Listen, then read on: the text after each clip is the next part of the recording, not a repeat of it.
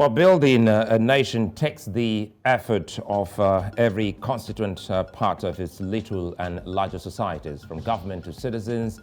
Nations are built on the common goal of greatness. And growth only becomes measurable, widespread, and futuristic when institutions are built on solid pedestals. Nigeria has enjoyed 62 years of independence, nascent yet old enough to have measurable growth. For a country with Nigeria's potential, much is expected. And building the country is a product of conscious national effort. With many cracks to be repaired and people to be lifted, Nigeria has a long road to harnessing its greatness. Welcome to VSA, a special on Nigeria's 62 independence. I'm Sulaiman.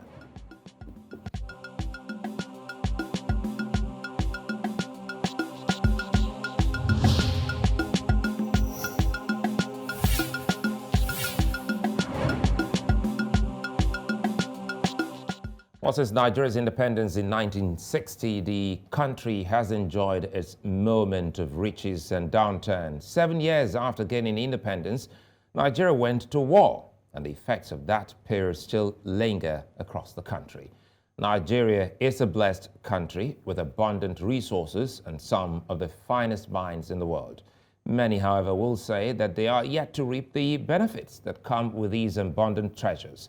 Government policies, politics, and an ever-rising standard of living have affected the country, and many Nigerians are concerned about the state of the nation. Now, building a great nation takes painstaking years, but are Nigerians ready for this run? Joining me to look at this is Peter Esele, former president of Trade Union Congress. Also joining me is Ladi Thompson, a security consultant and a lover of Nigeria. Good to see you, gentlemen, and happy independence to you both. Ladi Thompson, it's good to see you after many years again. Oh, yes, the pleasure is mine.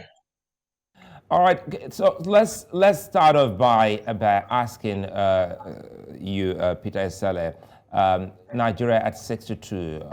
Many Nigerians have been asking if it's worth celebrating, and perhaps also kicking how the country can leave the history of that particular ugly incident, talking about the civil war, behind.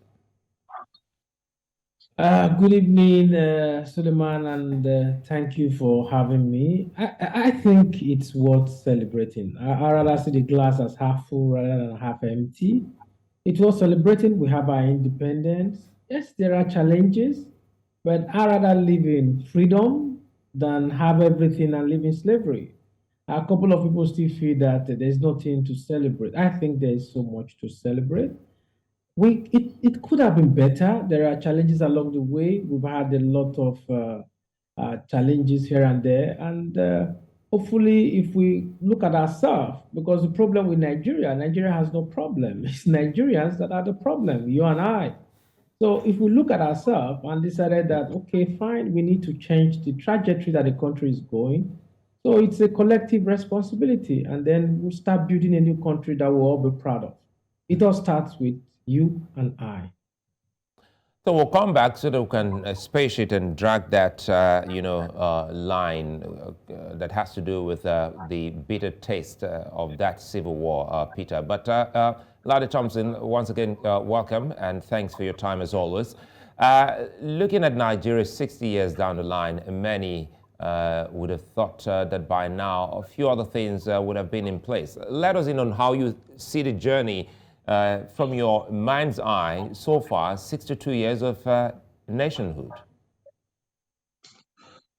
Well, let me start by saying thank you very much for this opportunity. And then let's look at Nigeria square in the face and say that at 62, if there's one thing that we need to realize by now, wherever we are today is predictable. The Civil War was predictable. And the truth is that Nigeria has reached a point where thinkers need to go back to the root and realize that the challenge we have in Nigeria is very simple. Africans generally don't understand programming. Those who programmed Nigeria from the onset programmed it predictably I'm talking about a man called Thompson, who came into our sphere of interest in the year 1877. He was the one who drew up the plans for Nigeria.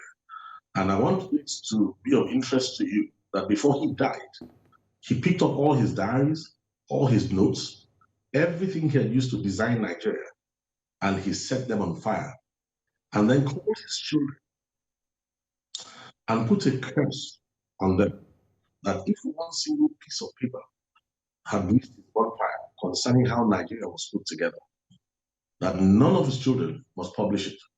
So what I'm saying to you in essence is very simple, is that Africans generally have not understood programming, and that Nigeria is a predictable program. We're like a locomotive running along a predictable track.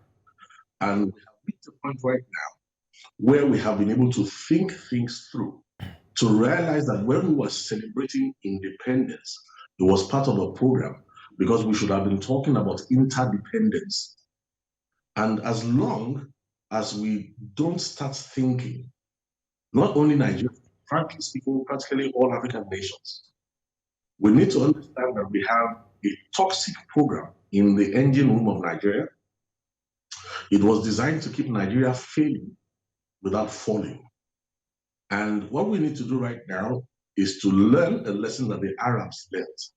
The Arab nations too were like us, they floundered for a long time.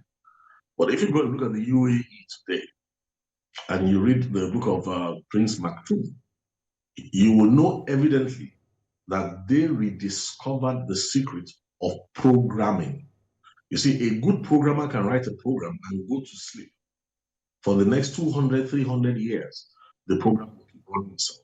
In conclusion, what I'm saying is this: the way we bicker in Nigeria, the way we mistrust ourselves, the way we can never select the best leadership, the way we have an inferiority complex, the way we compensate with aggression, and a whole lot of all these things that you see are actually predictable results of a program written by a mind or minds that thought much deeper than ours.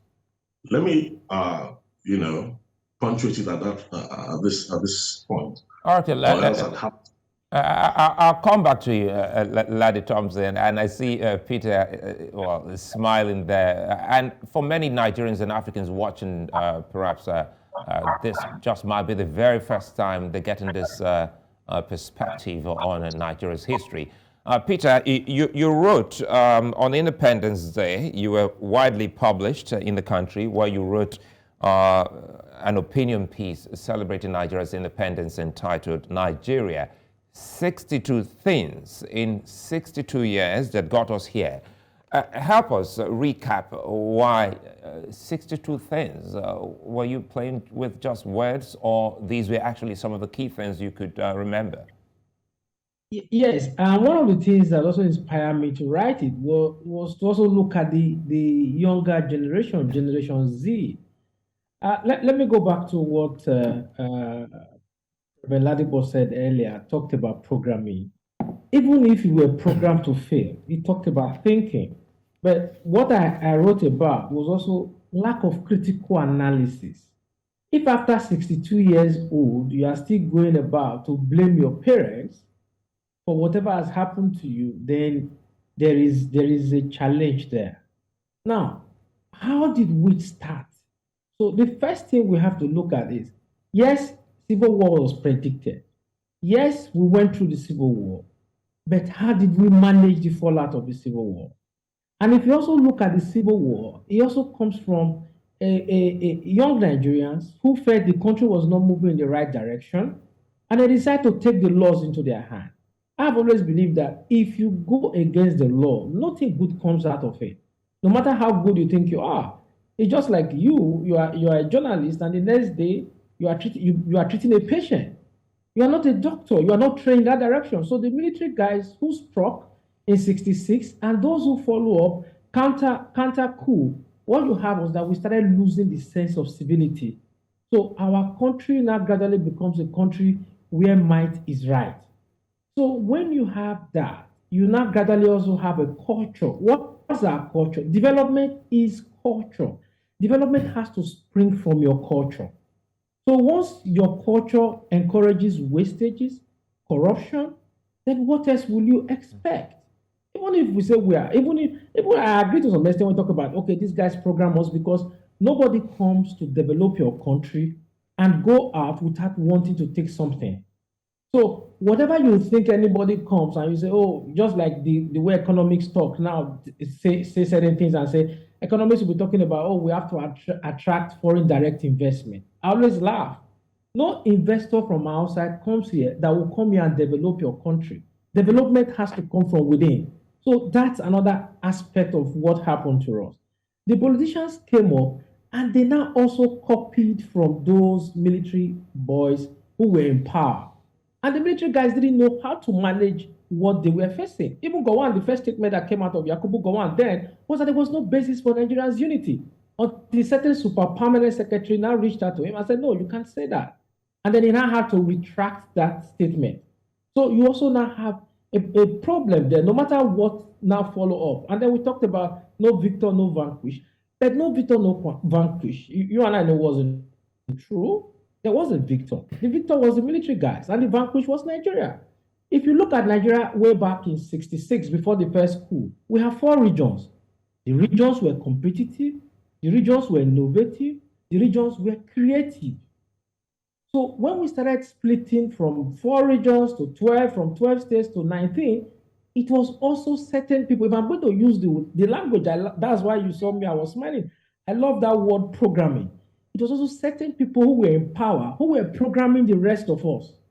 Let me use this word, who were programming the rest of us. And those who were doing the programming were the military guys, who now felt that, okay, if we allow 4 regions to remain, we may not have an effective control over the country. So they decided to make us 12. And from 12, they made it 19. And we're being divided, no viable states. And all we get is that even states were being created on basis of man, no man. Oil field license were being awarded also on the basis of who you know. So what we have was a gradual erosion of culture, of ethos, of democracy. What we have now, somebody tells me this is democracy. No, what we have is civilian rule. It's still part of, I love that word, that's why it's still part of the programming. But we have to look at ourselves. We have to look at enough. We now say enough. Oh dear, there seems to be Peter, I think we're losing you. There's a glitch on the connection, Peter. Let me quickly use the time to come to Ladi Thompson. Ladi, now on the back of programming which you highlighted, many pressure groups and professionals are unhappy, and many Nigerians out there, you speak to Nigerians, you've been speaking on quite a number of issues, security and national development for many years. And the vibe that a lot of people can glean from having that conversation with Nigerians is that they're not too excited. What can the government or the people do to improve a lot about their environment and, in totality, the country? Well, a wise man once said something. He said, you will never be able to resolve problems if you maintain the level of architecture of thought you had when the problems were being created. And then it was Albert Einstein who said if he was given 1 hour to solve a huge problem, he would spend 55 minutes studying the problem and 5 minutes fixing it. Let me flesh out a bit for us to really understand what we're up against. Honestly, this is a conversation I probably would have had privately with Peter, Esele, but because of the children and the younger generations, let me say this for us. Now, when Tom Mangoli designed Nigeria, he was the one who commissioned the West African Frontier Force. And he employed a man called Frederick Lugard, who was a gunman for hire. Now, when the British bought what the territories, most of the territories of Nigeria from Lugard in 1900, 1st of January 1900, for 865,000 pounds, they had to bring back Lugard to supervise what his boss had designed. And this is what they did. the West African Frontier Force became the Nigerian Army.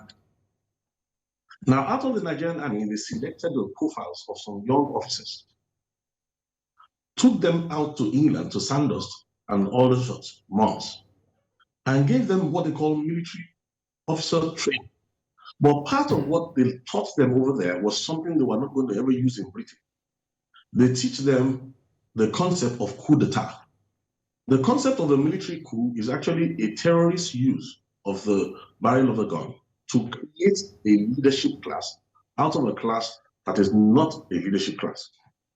So what we had was soldiers who were brought back into Nigeria.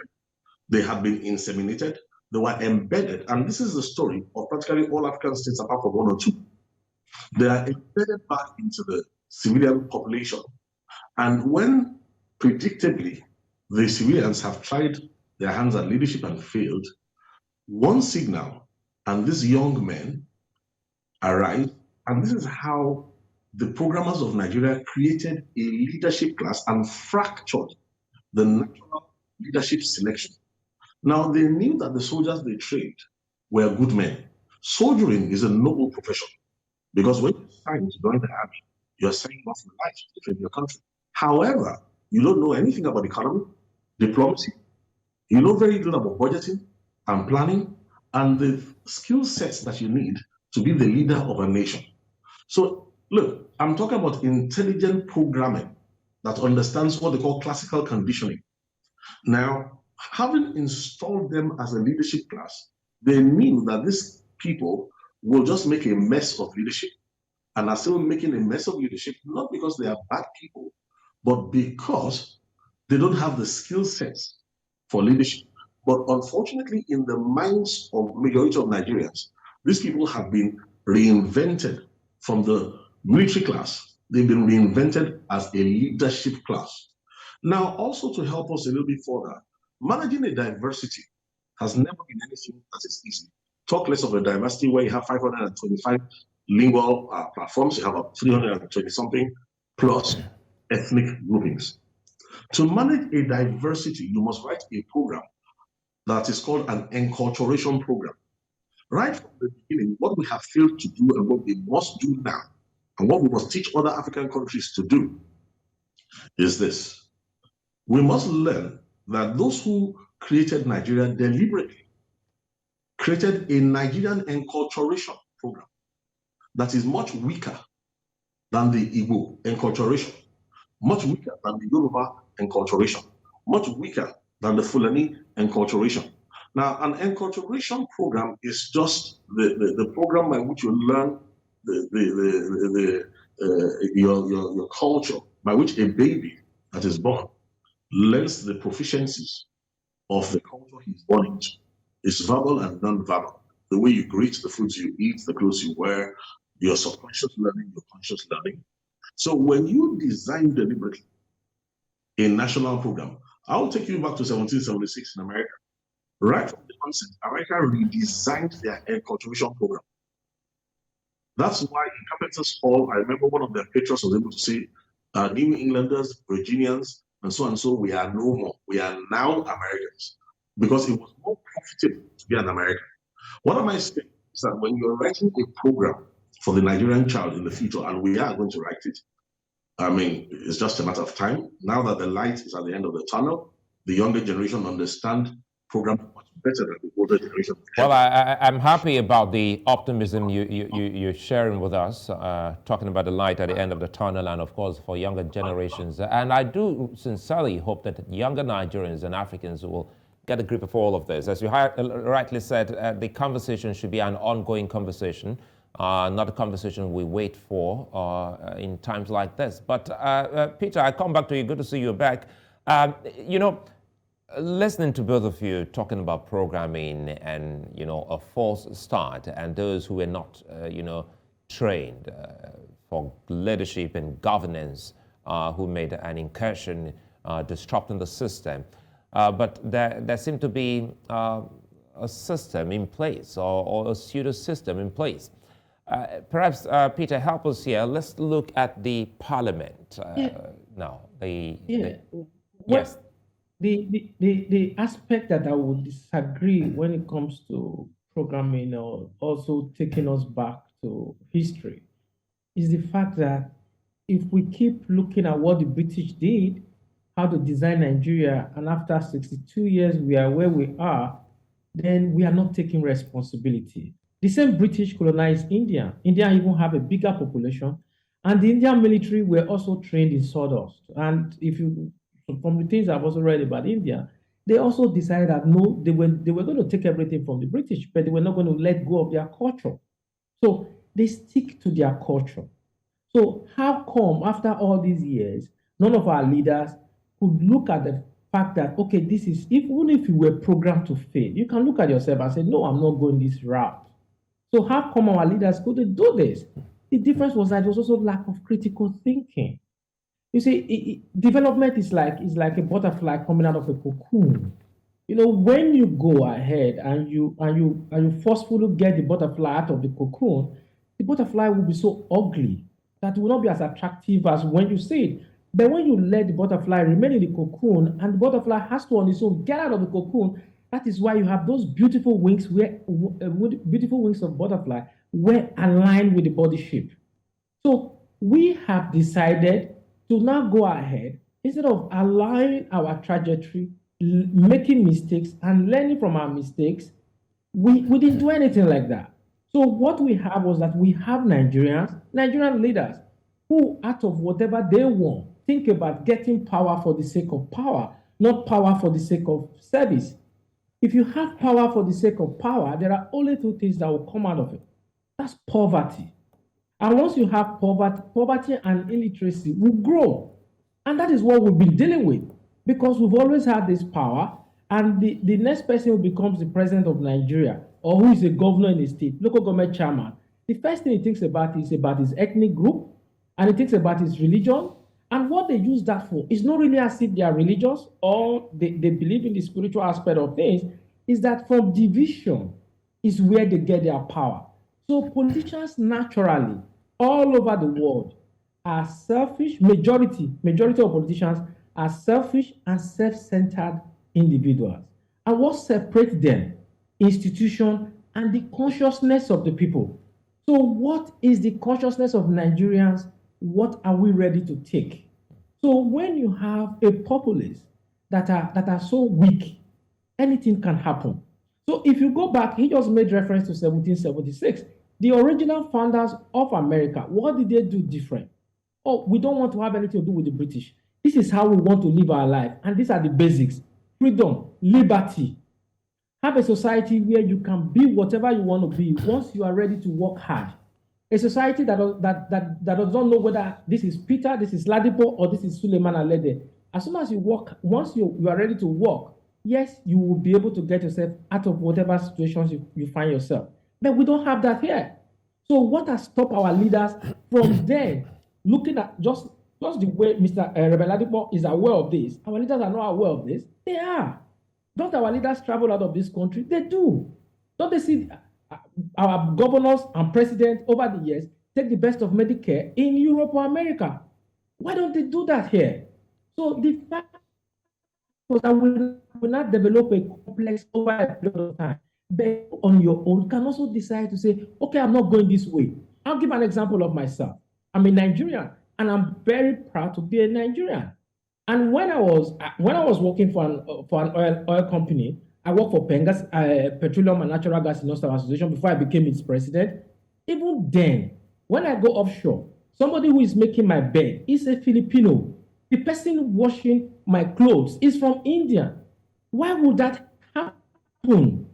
And I started talking about that in Pengasson. And the Pengasson national leadership took it up and said, no, we can't. Those are Nigerians who occupy. And gradually they were phased out. So that's why I keep emphasizing the fact that we all have a role to play in the development of our country. All we need to do is wherever you find yourself, be the best you can be. And I come to you, Ladipo, because now it looks like as if this is first coming to the people. The people have a role to play first before the leadership. because the leaders actually come from the people, isn't it? Or do you think it's the other way around, Ladipo? Well, the name is Ladi for short. Yes, now, the truth is this. John Maxwell is the one who made a popular statement saying that everything rises and falls on leadership. Now, let me correct that a bit, because we know that when there's a multitude, you speak in parables. But when you have a serious meeting, you begin to unpack the truth. The truth is that everything rises and falls based on effective communication. No matter how great a leader is, it's just that most leaders know how to use effective communication. And that's why I was pointing out to us that when your leadership selection process is fractured and programmed to make sure you don't select the best, you already have a problem.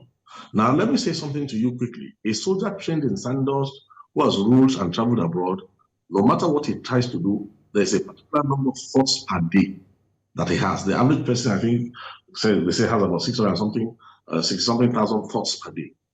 Now, when a soldier who cannot think beyond a level is put in a position of leadership that requires a level of thinking. I remember having a diplomatic meeting once with Americans. I said to them, if it was not for the engineering of their founding fathers, what Nigeria is today, America would have split up a long time ago. The 76 we spoke about in America, it was a program. I'm sure you heard that saying, you can't beat the system. A program is something that you write that will continue long after you are dead. So when the Americans said, we hold these truths to be self-evident, those truths are not self-evident, they're not thinking. They didn't say all men are born equal, all men are created equal. They had just leveled the society, contrary to the program that runs in the UK. Now, not only to say that in 1787, at the first meeting, their constitutional conference, which was a make or break, America was about to disintegrate. It was people like Benjamin Franklin who pointed out that, listen, in creating positions in a democracy, and America is not really a democracy, it's a democratic republic. In creating a position in this new dynamic, you have to make sure that a position of honor must not be a position where you can gain wealth. Because there are two things that drive men to extremes of passions: greed, avarice, and the desire for honor. So if you place honor and the position of wealth on the same pedestal and allow people to go into governance for that, people will kill to get there and they will kill to remain. So the point now is this: it is a systemic problem. And if it only took about 7 to 10 people to write the program for America, excuse me, for us to write a program for not only Nigeria, but for the rest of Africa, we don't need more than about 5 to 12 people who understand that writing programs is not something learned in universities. Writing programs is a multidisciplinary approach, is something that every nation has to learn. And that's why I'm going to try and say to us in closing, and say to you this: programmers know that a lie today will still be a lie 1,000 years after. A faulty foundation after a century will remain a faulty foundation. So if you try to build on it, you will continue in vanity because you are programmed to fail. So having said that, for the younger generation who are, thank God, a digital generation, and they have things like artificial intelligence within their reach, I'm going to tell you something. Nigeria is a program. The American dream is not a dream, it is a program. No nation ever says this. I'm only forced to say this publicly because of the plight of Nigeria, where young men are crossing deserts, drinking their own urine to escape the nightmare that the country has become. Because you see, if we're going to be realistic, we have to face this issue and write a reverse engineering program. And Ladi, this is where I come in. We're not done yet. We'll go on a break. When we come back, we'll talk more about, rewriting the program, as it were, and speak more on what Nigerians can do in the future, more so as the country looks to getting into another election in 2023. Join us again.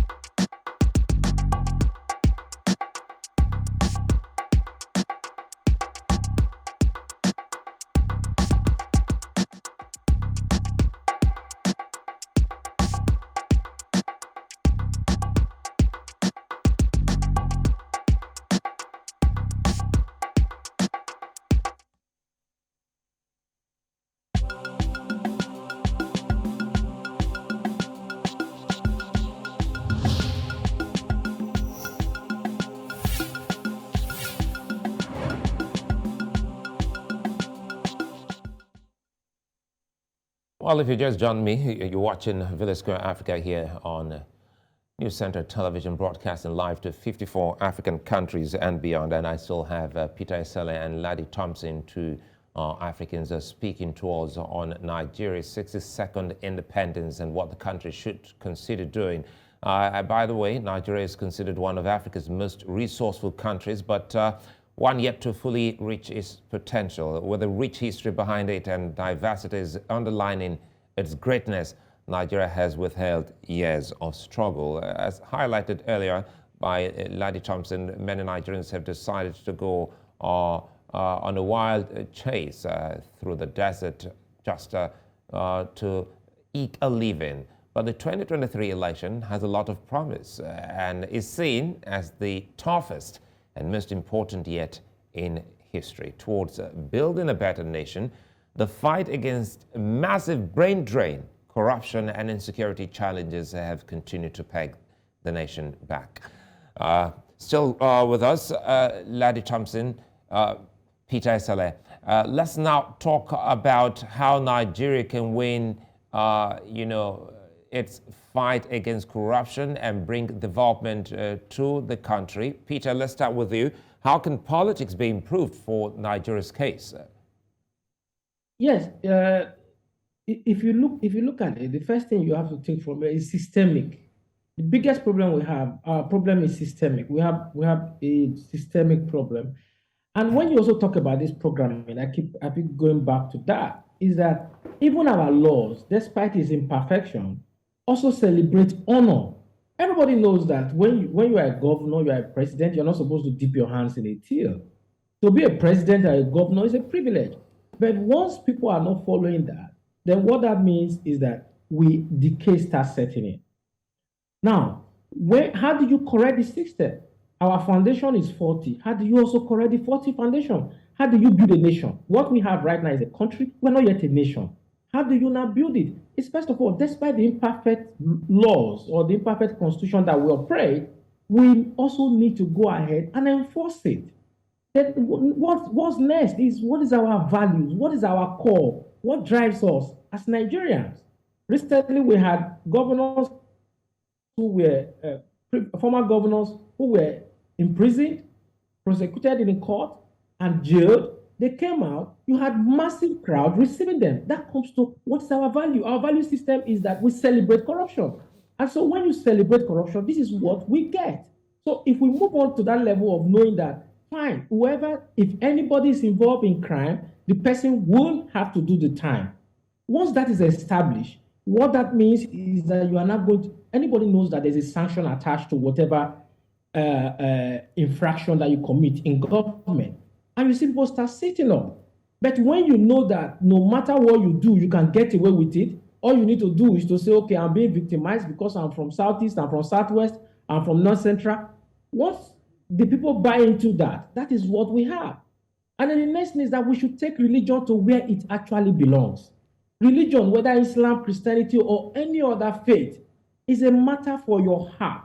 Religion is a personal thing. It's not a group thing. If you want to go to heaven, it's an individual race. So we need to take religion back to our heart and then follow the constitution. Says that Nigeria is a secular country. If Nigeria is a secular country, why spend so much money on pilgrimage to Mecca and to Jerusalem? So those are things that we don't know. To build a society is not only the tangible, you also have to look at the intangible. Freedom, liberty, what is the youth of today looking up to? A professor, if you go to a town hall meeting now and you have a professor, pardon my use of phrase, Yahoo boy sitting down there, nobody's going to pay attention to the professor. Everybody's going to pay attention to the Yahoo boy because he has money. Nobody's asking questions, how did he make the money? In other parts of the world, if you display wealth, people will want to know how you make that money. But in Nigeria, when you make money, the next thing we ask ourselves, the guy don't hammer. How did he hammer? Nobody's going to ask that kind of question. So these are the core aspects of the values that we start building. Then you, as somebody made reference to Maxwell, leadership expert, who has said that, leadership, everything rests and falls on leadership. Then we need to ask ourselves, in the beginning, the followers have the power to choose the leader. The leader comes from amongst the followers. So if the followers is steeped in corruption, then the leader will also go there and amplify it. Because that call, I said it earlier that an average politician wants to stick to power. So if they know that giving you 5,000 naira will give them power, that is what they will do. Then we have to build institutions that have no respect for any office. Just imagine a police officer going to the house of a president of Nigeria. It's not going to happen. The guys who invaded the residence of Donald Trump were field officers. If that were to be in Nigeria, for that to happen, you have to have the IG himself doing that.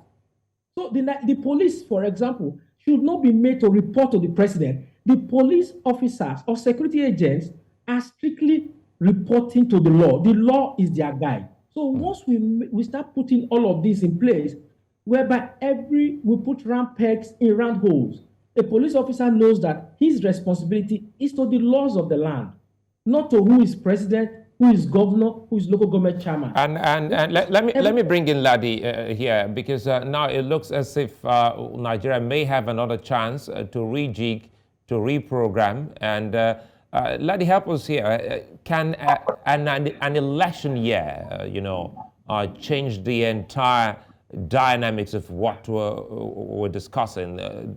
What's the change you expect from the coming election in Nigeria? Can it fix it? Well, let me start answering that question by agreeing with something that Peter just said. His opening statement was that we have systemic problems. Now, another election is coming up, but the truth is this.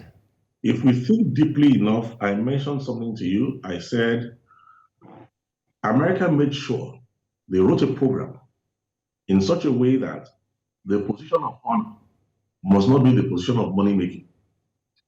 Nigeria doesn't have such a program. We need to write it. Now, what all programmers know is this. The human being responds to only two things, pleasure or pain.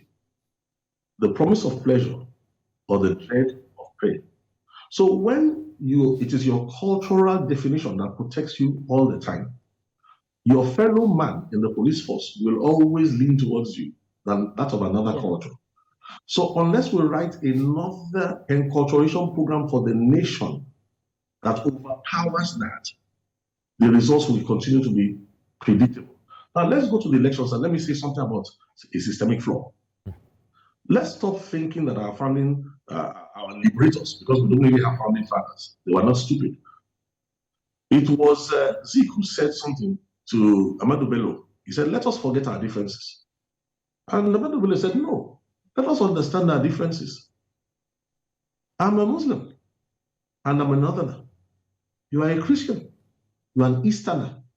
By understanding our differences, we can build unity in our country. What it was implying there was that they were not allowed. They knew what they were up against. Obafemi Awolowo in 1968, after he had grown wiser from his first comment that people make so popular about Nigeria just being a mere geographical expression, he grew wiser and said it is incontestable that the British not only designed Nigeria, but also handed it to us whole on their surrender of power. He said, but the Nigeria which they handed over to us had in it the forces of its own disintegration. And they said it is up to contemporary Nigerian leaders to do what? One, neutralize these forces, reprogram.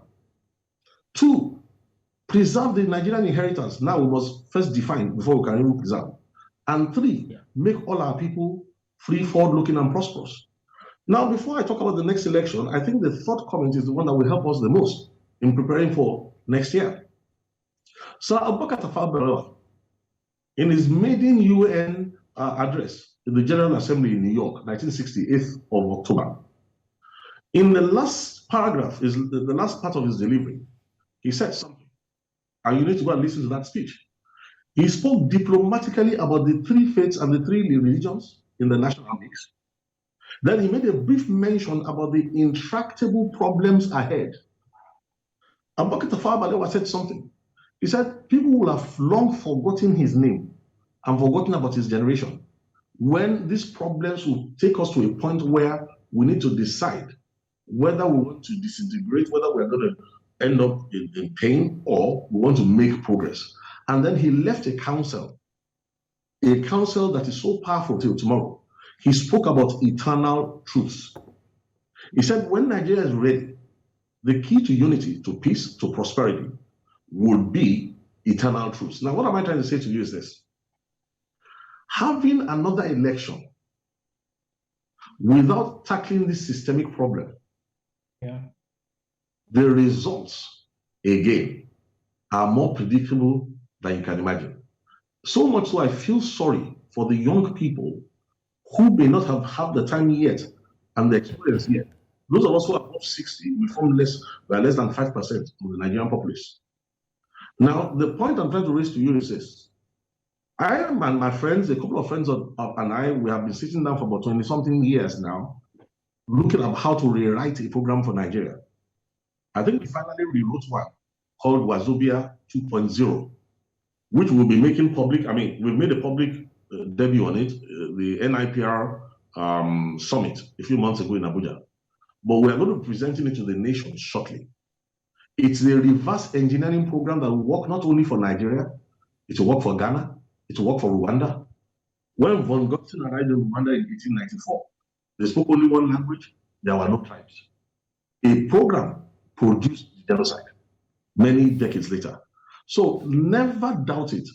If we don't put in this reverse engineering program, not only will that next election be one of the bloodiest in the history of Nigeria, but we're also going to find out that there's another superior program that has entered Nigeria already in terms of the local face of global terrorism. It is extremely intelligent, asymmetrical warfare, hybrid threats, a war of narratives, and it is involved in everything going on in Nigeria right now.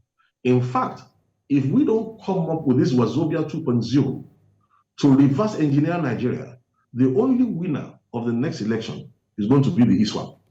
Please put this down in gold, that if we really and truly love the lives of our children, and I have been around, I've served God and country, so I know what I'm talking about. I've seen bloodshed. I've seen families disemboweled. I've seen things that have gone on. I've seen where bombs are smoking. What Nigeria is facing is called an existential threat. It is very intelligent. And any attempt for us to go into the next election, trying to find a compromise candidate again, to address the systemic problems will only take us about 3 months maximum. Writing a program is not that difficult, and it's not very expensive. And let me come in. Let me jump in here again and bring in Peter, because we're closing, and then I'll come back to you, Ladi, if you can actually close for us in a minute. But quickly, Peter, listening to Ladi and yourself, Nigerians have a whole lot on the plate, no doubt, quite a lot. But, since it's a marathon, not a dash, there must be something to first activate what needs to be done. In activating what needs to be done, Peter, help Nigerians form an idea of that activation. What is that thing that needs to be activated as the first cause that will lead ultimately to what will change Nigeria for the better? Yeah, one of the things that we also need to look at is that there is this, I'll go back to this proverb again, that says that you only look for a black goat in the sunlight. You don't look for a black goat in the night. So what do you have now is that we need to look at those who are vying for the office of the president, those who want to be senators, and we need to also interrogate them and ensure that they are doing what I call critical analysis. If you have a critical thinking person who wants to be the president of Nigeria, we'll queue behind that person. Because if you don't do that, then we are going to have the same problem. Election will not solve any of our problems. But what we also need to do is to ask the political parties. Because if you look at America, for example, somebody is talking about the Democratic Party, somebody is talking about the Republican Party. If you go to the UK, you have the Labour Party, and then you have the Conservative Party. They all stand for something. And that is how you grow a country. Now, in our own case, what we have right now is that we have, if you take, for example, you don't know what the Labour Party manifesto is. You don't know what the APC is bringing to the table. You don't know what the PDP is bringing to the table. But what you have is that you have their presidential candidate talking about what they will do So what you have, if you look at that, that's what I would call an individual agenda. Individuals don't grow a country. Individuals can play a role, but it is the system and institutions that will take the country to its destination. So if you have a faulty system and a faulty institutions, you are never going to get to your destination, and you will not even know where you are. So once we look at that, if you look at, I'll use Biden again, for example, between Biden, Bill Clinton, Barack Obama, the difference is in their personality. But the actual programming that they carried out for when they were president were programs of the Democratic Party. And if you look at Donald Trump, no matter your misgivings about him, and you look at both Bushes, what they did, their programming too, were programs of the Republican Party. Then if you situate that with Nigeria, you look at Obasanjo, Yar'Adua, Jonathan, and they're all from the same PDP, and you'll be shocked that they are from the same PDP because they were all carrying out their own individual agenda. So what you have at the end of the day is that you have policy inconsistency. And when you have policy inconsistency, a country cannot thrive on that. Another aspect is that we must also be ready to listen to each other. Support who you want to support. Also allow the next person to also support his own candidate. We must be tolerant. And then we must have mutual respect.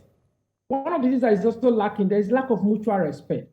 Somebody look from the south, look at the north as somebody who doesn't know what he's doing. No.